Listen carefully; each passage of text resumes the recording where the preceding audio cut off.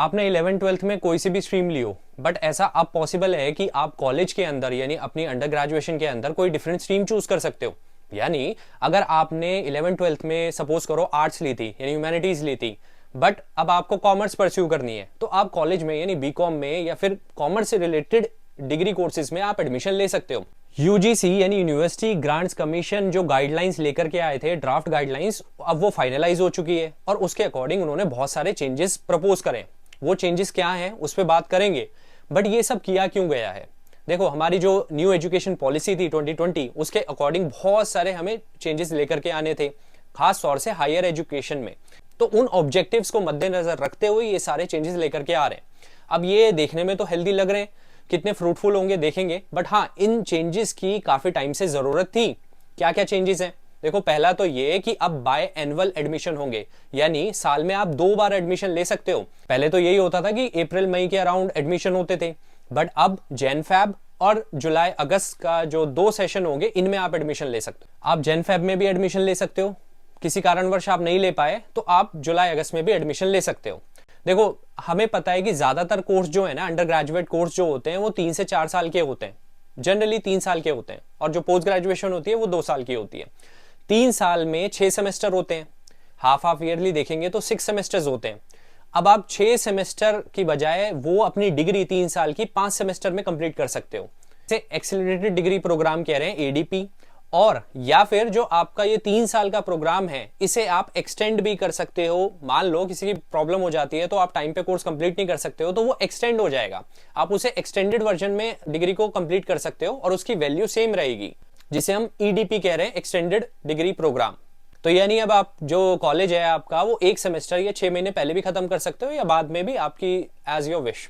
दूसरा क्या चेंज है कि ये जो कोर डिग्री आप परस्यू कर रहे हो, सपोज करो बीकॉम आप परस्यू कर रहे हो, तो बीकॉम के बेसिस पे आपको 50% क्रेडिट मिलेगा। बाकी जो 50% है ये आपको स्किल बेस्ड कोर्सेज आप चूज कर सकते हो। और अगर आपने कहीं काम कर रहे हो, इंटर्नशिप करी है, यहाँ पे कहीं पे भी काम किया है उससे रिलेटेड, तो वो जो काम है, एक्सपीरियंस है, वो भी क्रेडिट में बदल जाएगा, यानी वो भी जोड़ा जा सकता है। तो ये बहुत अच्छी बात है कि एटलीस्ट आपने जहां काम किया है वो वेस्ट नहीं जाएगा, उसे हम ट्रांसम्यूट कर सकते हैं क्रेडिट्स के अंदर। अच्छा, ये ईडीपी और एडीपी यानी एक्सेलरेटेड डिग्री प्रोग्राम और एक्सटेंडेड डिग्री प्रोग्राम जो है, ये आप कभी भी अप्लाई नहीं कर सकते हो। आप या तो फर्स्ट सेमेस्टर के एंड में अप्लाई कर सकते हो या फिर सेकंड सेमेस्टर के एंड में अप्लाई कर सकते हो। आप सेकंड ईयर में आ गए तो आप फिर ईडीपी एडीपी के लिए अप्लाई नहीं कर सकते हो। और ऐसे ही सिस्टम पीजी के लिए भी यानी पोस्ट ग्रेजुएशन के लिए भी है।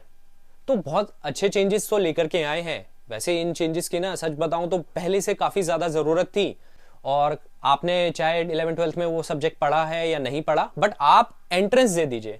देखो, एंट्रेंस का मतलब सिंपल सा यही होता है ना कि आपकी कैपेबिलिटी, आपकी नॉलेज चेक करेंगे।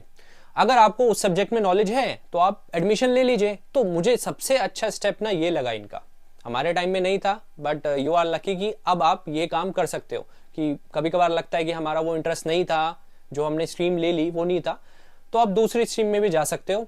अब कोई हार्ड एंड फास्ट रूल्स नहीं है कि भाई आपने जिस स्ट्रीम में किया उसी में आपको परस्यू करना है।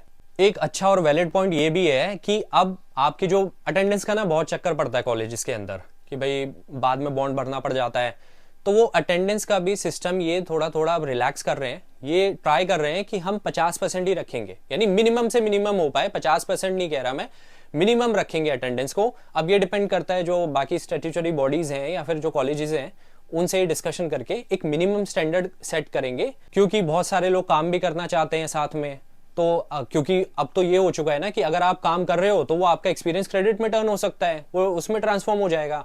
तो इसलिए आप ओपन डिस्टेंस लर्निंग मोड से भी पढ़ाई कर सकते हो। तो काफी ज्यादा फ्लेक्सिबल बना दिया इस चीज को, एंड ये वाकई में बहुत अच्छा और प्रोग्रेसिव स्टेप है। और ये जो यूजीसी की गाइडलाइंस है, ये किन किन पे एप्लीकेबल है? भाई सेंट्रल यूनिवर्सिटी जो हो गई, स्टेट यूनिवर्सिटी हो गई, या डीम्ड यूनिवर्सिटीज हो गई, या फिर ऐसे इंस्टीट्यूशन जो यूनिवर्सिटी से एफिलिएटेड है, उन पे सब पे लागू होगा। तो आई होप ये एक अच्छा स्टेप है, एक प्रोग्रेसिव स्टेप है।